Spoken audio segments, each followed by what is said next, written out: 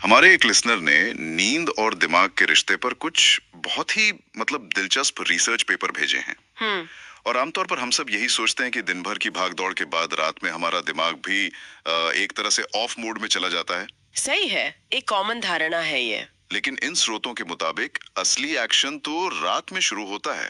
ये बात मेरे लिए तो सच कहूं तो बिल्कुल नहीं थी। हाँ, चलिए इस विरोधाभास की तह तक चलते हैं। सुनने में थोड़ा उल्टा लगता है ना, बिल्कुल। पर इसके पीछे की जो बायोलॉजी है वो बड़ी कमाल की है।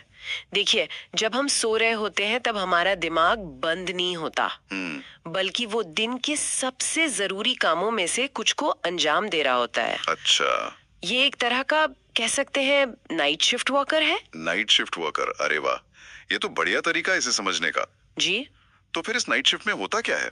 सबसे पहला और सबसे जरूरी काम क्या है? सबसे पहला काम है यादों को पक्का करना, जिसे साइंटिफिक भाषा में मेमोरी कंसोलिडेशन कहते हैं। Memory consolidation. हाँ, दिन में हमारे दिमाग का एक हिस्सा है हिपोकैम्पस।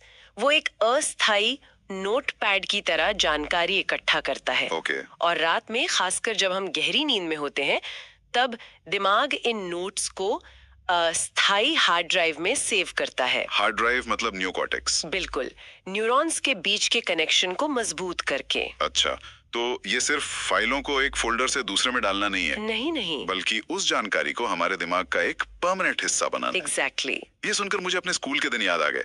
जिस रात में अच्छी नींद लेता था ना, अगले दिन मैथ्स का मुश्किल सवाल भी आसानी से हल हो जाता था। अब समझ आया कि दिमाग रात भर उस पर काम कर रहा था। बिल्कुल। और यही दूसरा बड़ा काम है, सीखने की तैयारी। अच्छा। नींद न सिर्फ पुरानी यादों को सहेजती है, बल्कि अगले दिन नई चीजें सीखने के लिए दिमाग में जगह भी बनाती है। तो वो जो नोटपैड है, हाँ, हिपोकैम्पस, उससे खाली करना ताकि अगले दिन फिर से नई जानकारी भर सके। जी, इसीलिए बिना अच्छी नींद के हमारा दिमाग नई जानकारी को ठीक से प्रोसेस ही नहीं कर पाता। लेकिन एक सवाल है, अगर दिमाग रात में इतनी मेहनत कर रहा है तो फिर हम सुबह तरोताजा क्यों महसूस करते हैं?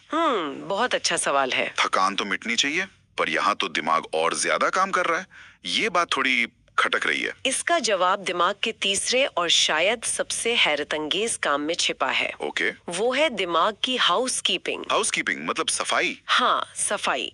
सोते समय हमारा दिमाग एक अनोखी सफाई प्रणाली चालू करता है, जिसे ग्लिम्फेटिक सिस्टम कहते हैं। Glymphatic system? जी, यह सिस्टम दिन भर में बने जहरीले प्रोटीन जैसे कि बीटा एमिलॉइड को दिमाग से बाहर निकालता है। एक मिनट, बीटा एमिलॉइड, ये तो वही प्रोटीन है जो अल्जाइमर जैसी बीमारियों से? जी बिल्कुल वही है। अरे बाप रे। तो नींद असल में दिमाग के लिए कचरा बाहर निकालने का समय है। और जब ये सफाई ठीक से होती है तो दिमाग अगली सुबह काम करने के लिए पूरी तरह तैयार होता है। यही वजह है कि दिमाग के इतना काम करने के बावजूद हम तरोताजा महसूस करते हैं। वाह। क्योंकि वो असल में खुद को सर्विस कर रहा होता है। तो ये सिर्फ एक मानसिक नहीं बल्कि पूरी एक फिजिकल सर्विसिंग प्रक्रिया है। बिल्कुल। इसका मतलब तो ये हुआ कि जो लोग नींद को टालते हैं या कम सोते हैं, वे सिर्फ याददाश्त ही नहीं बल्कि अपने दिमाग की सेहत के साथ भी खिलवाड़ कर रहे हैं। सही बात है। वैसे एक बात और, कई क्रिएटिव लोग दावा करते हैं कि वे रात में जागकर सबसे अच्छा काम करते हैं। क्या ये सिर्फ एक मिथक है? देखिए, ये एक दिलचस्प पहलू है। हर किसी की एक बायोलॉजिकल क्लॉक होती है ना? हाँ, सर्केडियन रिदम। हाँ, सर्केडियन रिदम। कुछ लोग स्वाभाविक रूप से नाइट आउल्स होते हैं, लेकिन रिसर्च ये भी दिखाती है कि आप चाहे कभी भी सोएं, नींद के जो चरण हैं, गहरी नींद और आरईएम स्लीप, वो इन सभी कामों के लिए जरूरी हैं। अच्छा।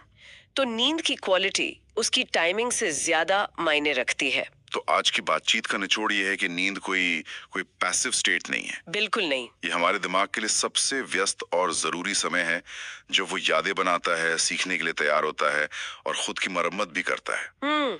ये हमारे मानसिक और शारीरिक स्वास्थ्य की नींव है। और ये एक दिलचस्प सवाल भी खड़ा करता है। क्या? हमने बात की कि दिमाग रात में यादों को व्यवस्थित करता है ना? हाँ। तो क्या हमारे सपनों की इसमें कोई भूमिका हो सकती है?